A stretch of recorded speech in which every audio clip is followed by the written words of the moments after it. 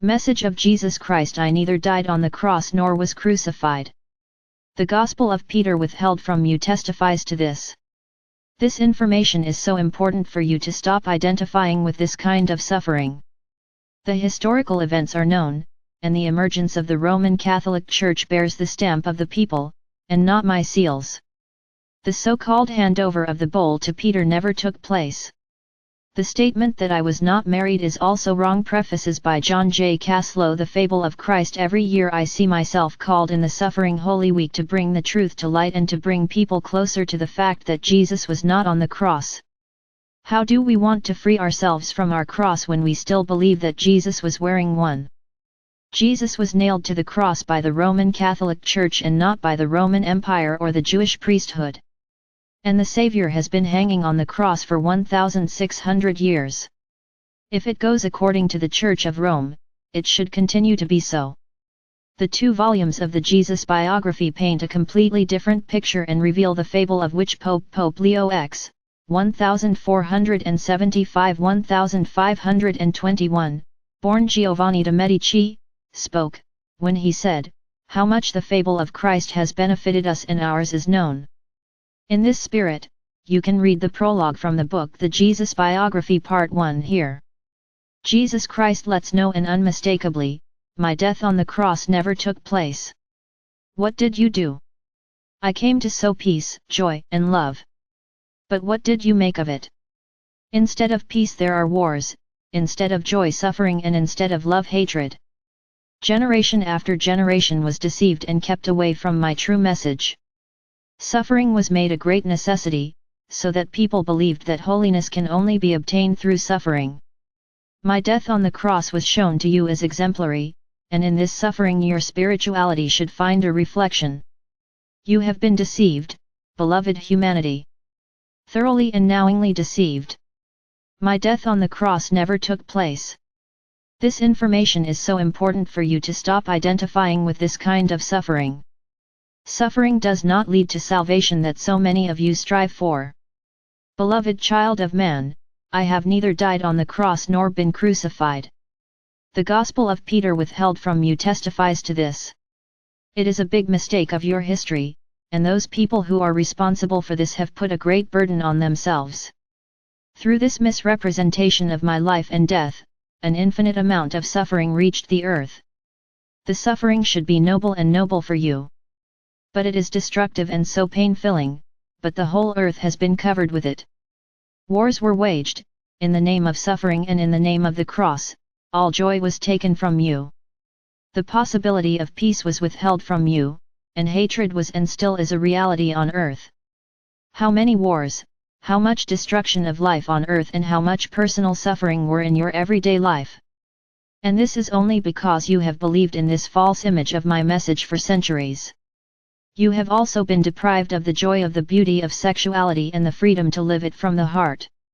They have been told to you that this is something indecent, animalistic. You have been and still are being asked to kill the sexuality in you. And again you shall do violence to yourself, and again suffering arises, where joy should be. The Church is a man-made institution. It was not my will to establish such a community that holds people in suffering, joylessness, and fear. The historical events are known, and the emergence of the Roman Catholic Church bears the stamp of the people, and not my seals. The so-called handover of the bowl to Peter never took place. The statement that I was not married is also wrong. Many of my companions in Jerusalem at that time were women. In addition to my mother Mary, my wife Mary Magdalene, and women who were close to my disciples. It was a mixed community. For a man, it was completely common and almost necessary to marry at that time and in this religious, cultural reality. We were destined for each other, and in this life on earth our love blossomed completely. Miriam from Bethanine was not a whore and not a sinner, as she likes to be portrayed.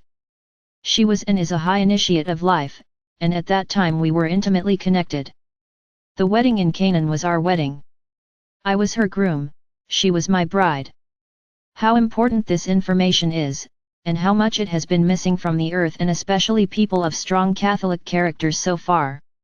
The most natural form of living together on earth, the one between man and woman, was made mad to you, and you were kept away from the joy of union.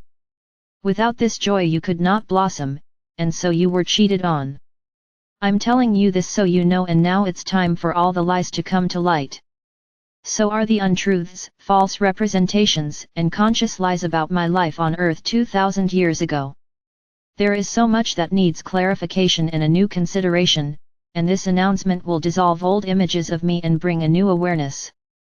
Finally, the freedom, peace, joy and love so desired by many people. And it was always love that accompanied me. My heart had so much of it, and it oozed everywhere. All by itself. Many miracles simply happened by people watching me. The light that came from me healed everything and everyone, so personal development made this possible. I was traveling a lot, and we moved from place to place. For my companions, the apostles, the days were always exciting and full of surprises. I myself was open, and my Father's light flowed through me like a channel. Bringing light and love, and anchoring these energy qualities on earth, that was my job. But the time and events in Jerusalem came to a head, and so came the day I left Jerusalem. The Last Supper indicates this. It was a farewell party, and everyone was gathered. We ate dates and figs and shared the bread. It was my farewell to my friends and companions.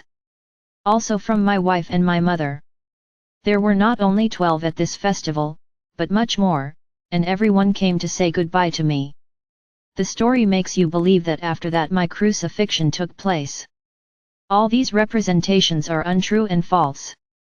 John the Baptist, even before I began to appear in public, something happened that touched me deeply and painfully. The beheading of my beloved John the Baptist. I loved him so much, and it came all of a sudden.